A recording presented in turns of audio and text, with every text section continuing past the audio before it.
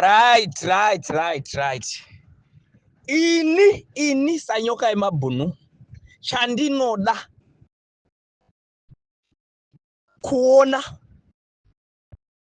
kuona mawo vets achirarama upenyu hwakanaka, vachidhiraivha motikari, vachifara, vachigara pamba pakanaka.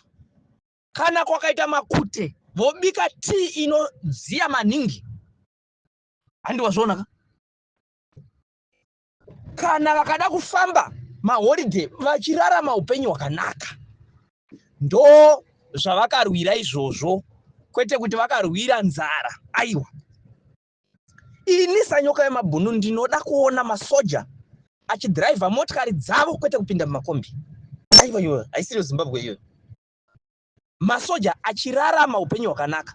Kana kwakanga kuri kumusha vachitoita zvokutozoita kunongedzerwa chaizvo kunzi pamba pakanyanyonaka apa pamba pemusoja, ndo upenyu hwatiri kudaiwo. Pamba pakanaka apa pamba pemupurisa, pamba pakanaka apa pamba penesi. Chandinoda kuona muzvipatara muine mushonga, vanhu vachirapwa mahara. Kuma-rural areas zvipatara zvemumamisha zviine mushonga, kwete kuti munhu kana akatyoka gumbo anoorera muchipatara achinzi hanzi havasi kubhadhara mari, kana kuti hanzi manesi ari kudawo mari yechokomuhomwe, kana kuti haasi kurapwa nekuti zvipatara hazvina mushonga, kana kuti endai munoona wikino ichivhaya aburitse mari mukumukumbire, zvotanga zvamboiswa pasocial media. Iwe chironda cheche chichionekwa zvichinzi ari kutadza kurapwa, kanzi hanzi hakuna mari yekuti arapwe. Chivhaya ozoita zvokuuya onyora kameseji kake, mari yacho yobva yaverengwa musocial media yotumirwa. Sandiyo Zimbabwe yatiri kuda isu vamwe.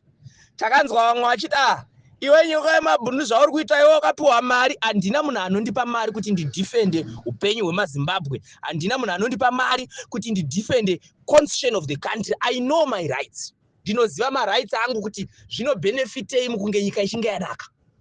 Nokuti chitoro chaunotenga iwewe ndo chandinotengawo. Haisi nyaya yezanu, inyaya yeZimbabwe. Kufunga kwangu ndekwekuti tinofanira kuva neconsensus kana yasvika nyaya yekuvaka Zimbabwe. We must all agree that ZANU-PF under Emmerson Mnangagwa and failed the people of Zimbabwe. Problem yatinayo ndeyekuti kuguta kuripo ndekwevashoma. We need to agree that hatifaniri kubenefita through matitles kuti aya mawo veterans, aya masoja, aya manesi. No, we must benefit as Zimbabweans.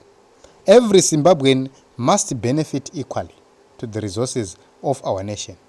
Izvozvo ndo zvinovaka nyika. Saka let us erode this culture of politics and implement zvinhu zvinoita kuti nyika ifambe mberi.